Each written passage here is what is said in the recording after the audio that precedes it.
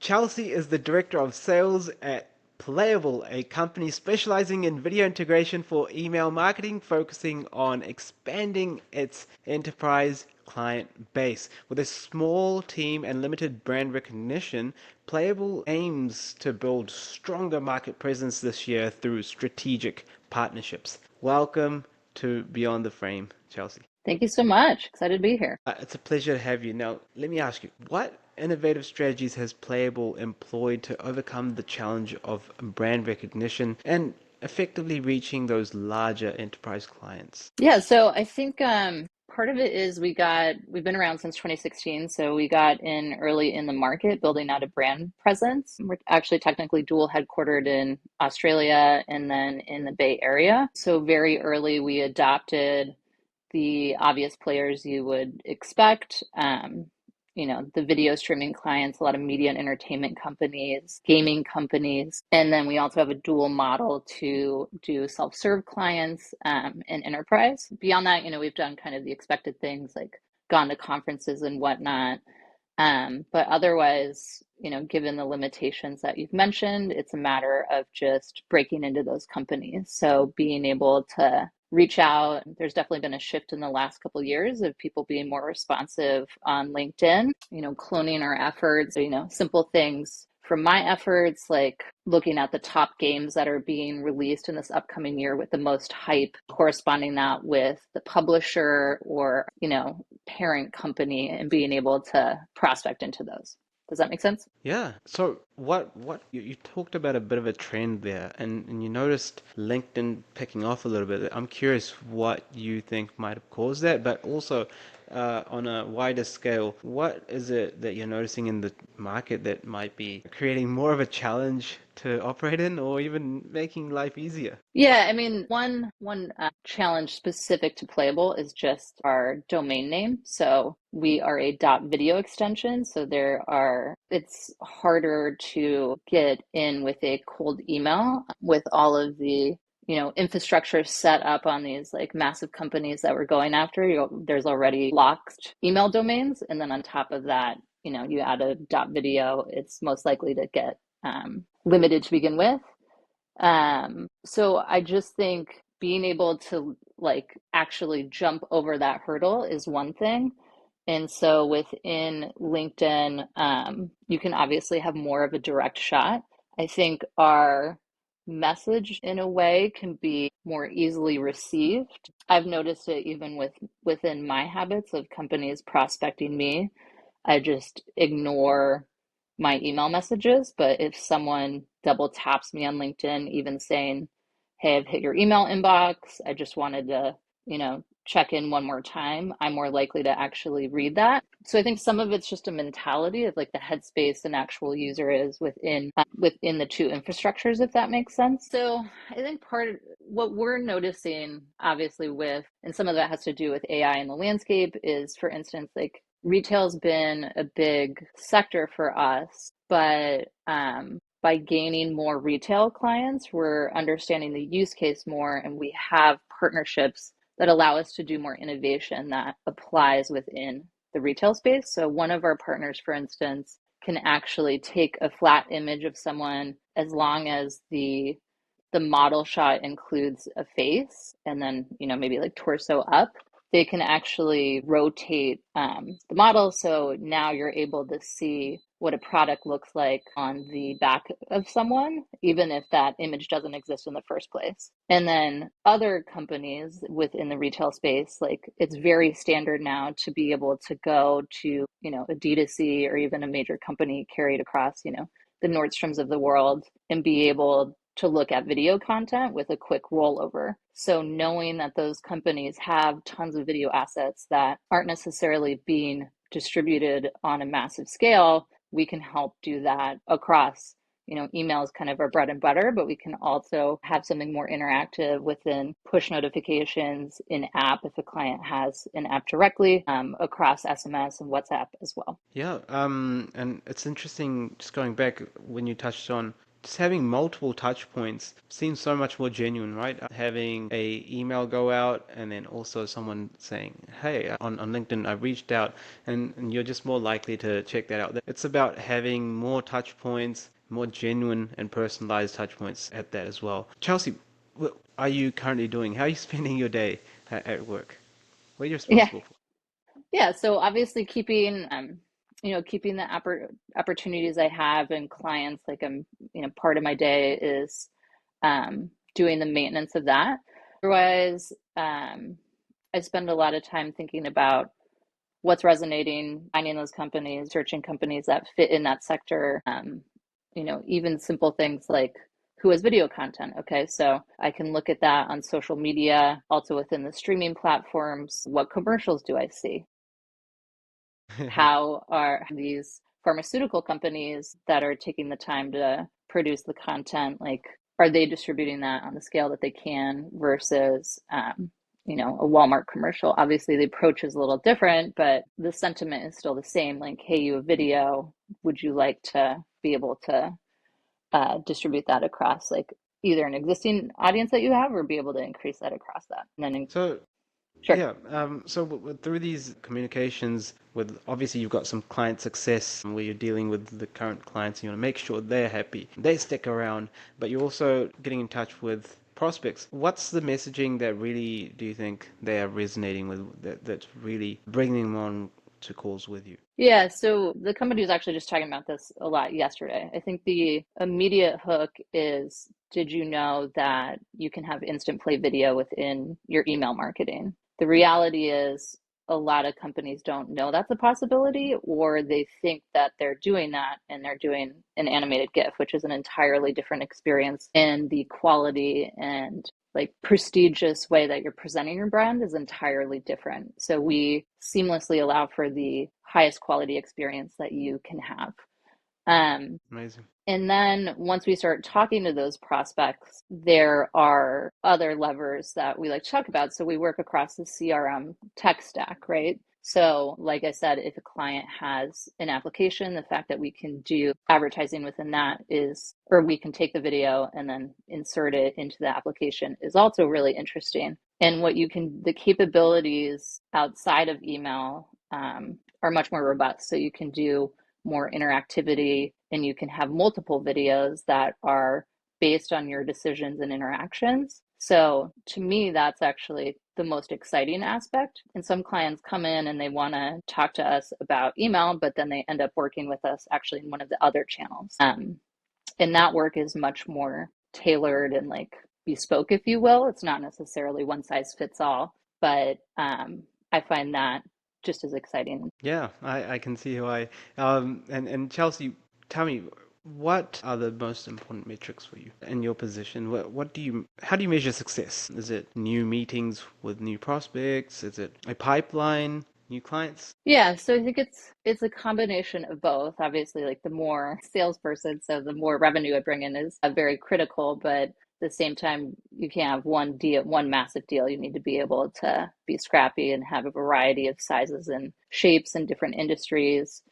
Garner my own success on that pipeline and then generating new qualified meetings, but also just being able to really dive deeper with clients to understand their issues and how we can potentially help, because a lot of the capabilities we have, we didn't have from the get-go. So for instance, we also can do live streaming to be able to push users for live events. So we see that a lot within gaming industry as well as media and entertainment, of being able to say like, hey, the Olympics are happening right now. So we could send an email, or across the marketing stack, we could be able to sample a live stream of that happening to just give FOMO to the audience. So that was something that one of our top clients came to us and asked for, and we developed to be able to meet their needs. Right.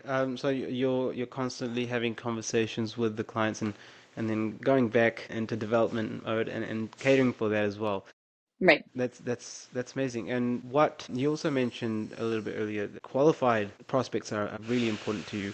How do you ensure that they've passed through the filter and you speak with the right people? Yeah, I mean, some of it's just a matter of having a conversation, and you can easily vet whether they seem like a potential client or not. Part of that's looking at parameters like their annual revenue, corresponding that with their advertising revenue, and then whether that could even pass our pricing strategy.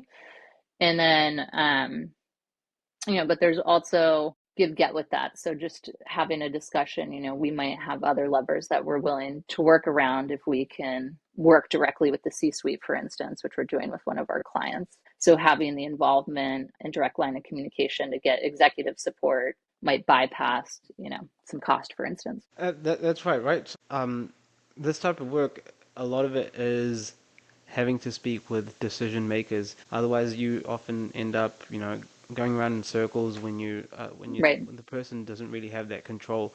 So that probably is part of your qualification process as well. And then with that, Chelsea, what becomes the most important aspect of growth for you in the next 6 to 12 months? I would say, so a lot of times we still are working with the players who are more involved with actually using our platform and the directors and the VP level. So part of what we're trying to do is be able to find the right message that gets us involved with the higher executives more immediately. Otherwise, it's just new business, I would say, and then being able to infiltrate across industries is a personal Right. goal. So walk me through your process of being able to speak with the C-suites and how you get in touch with them. Yeah, so I would say right now it's more of an empowering below that and then raising it to the C-suite when we eventually get to that positioning and have several calls with the client in order to prove our point. But the ability to talk to the C-suite in conversation one is very low at this given time. Gotcha. Now, what is screaming at you? What is priority number one? What keeps you up at night?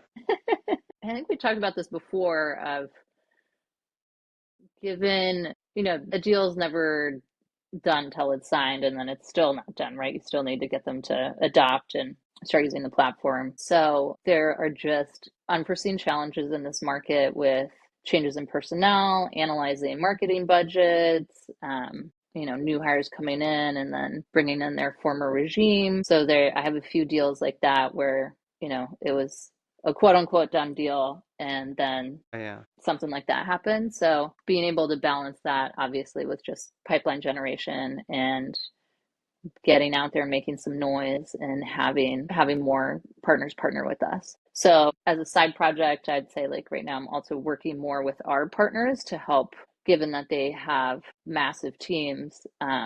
If they become our fan and help promote us, obviously that just gives us more traction. So Yeah. being, exploring other avenues versus just the direct dial, especially given, it's summer. So it's a time of year when people are just naturally disappearing.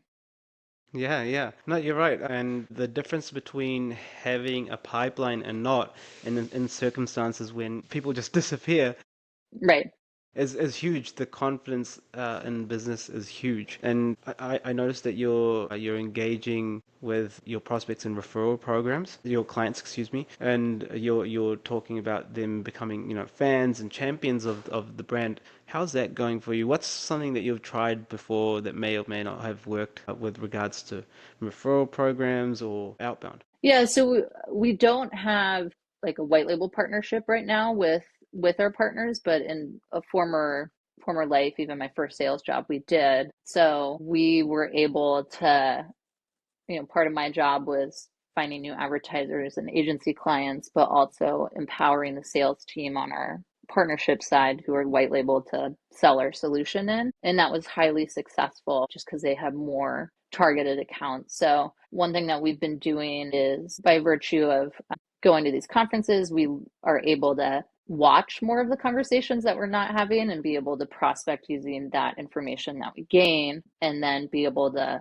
spin that a bit of, hey, you said this at, Salesforce connections, for instance. Have you thought about, using us in this, or not using us, but like asking questions that poke holes at potentially the strategy that obviously lead to the answer of Yeah. Playable without them knowing who we are. So that's been a tactic. And then, a question I have is like, do we want to, like programs that we've done in past companies or partners being able to promote, or I guess a better example might be I work for a company where part of the play was to acquire a lot of platforms. And so we would have competitions of like the first person to sell X amount of money with the new platform that we acquired. We would, get a ramp up or like an extra 2% commission or whatever. So we're exploring other avenues of whether we should be pursuing something like that with some of our partners. Awesome. So, it's important to have those revenue streams as well, obviously, and channels. And that's great that you've got this program and you're thinking about all of this stuff. But I do want to sort of touch on your earlier point before when you mentioned that email marketing has been a recent challenge of yours. We all know email was a really a beast of a way to get in touch in front of your Right. prospects, right? And most recently, it's been more and more difficult as Google really encourages their users to start going on the ad route as opposed to, that they want people spending on their ad money. So what's been the result recently through your emails, and what's been the biggest frustration and why?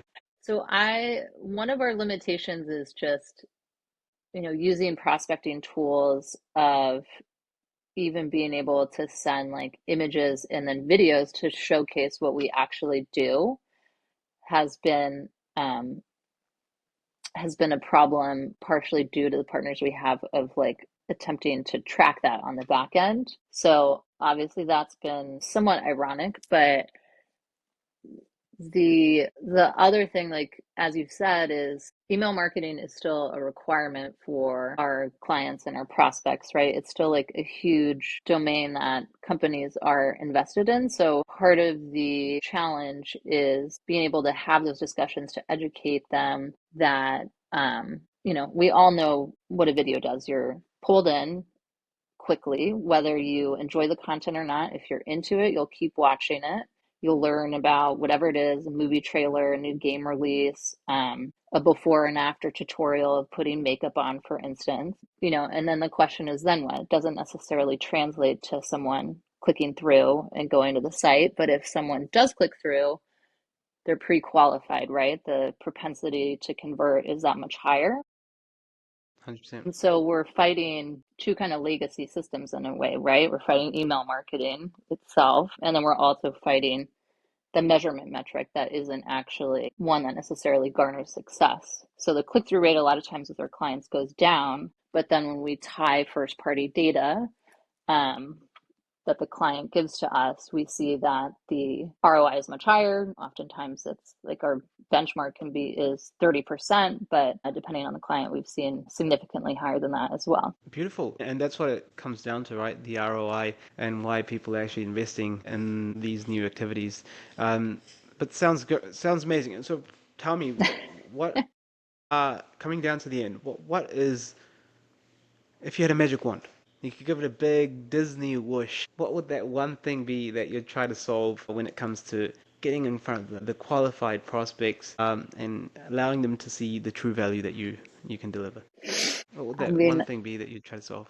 I think that is the wand of like having a room full of people, which we're hoping to do this year by sponsoring events and whatnot, but to have that audience Cool. in front of us in the first place is the wish, to then start, here's our funnel, and then go down and be able to convert them accordingly. So tell me, like, how do you find that ICP? So a lot of it's interesting because it's not necessarily the same title across vertical or company. So a lot of it's just picking apart titles, if you will. So retention, growth, email marketing, like personalization, content can be within the title. And so those titles aren't, a lot of the like purview, if that's in someone's LinkedIn profile, you can pull by querying it as such. But it's in past jobs, it was like director of e-commerce was someone I went after, and that was 99% of the same, 99% of the time the same across organizations. So part of it's recognizing that and being able to adopt and add those new titles as we're searching, or say, hey, within the airline space, this is a title that we see more frequently. So let's clone that across the major airlines that we're prospecting.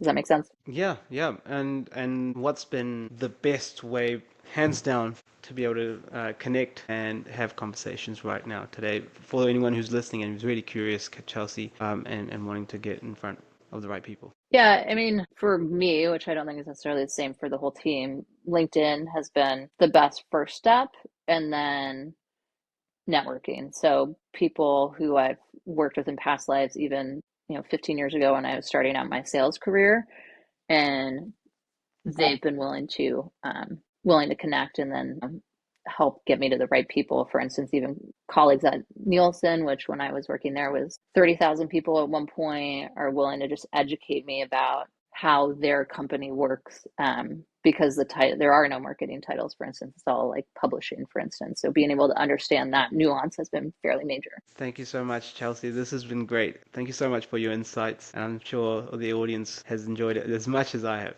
Thank you. It was a total pleasure.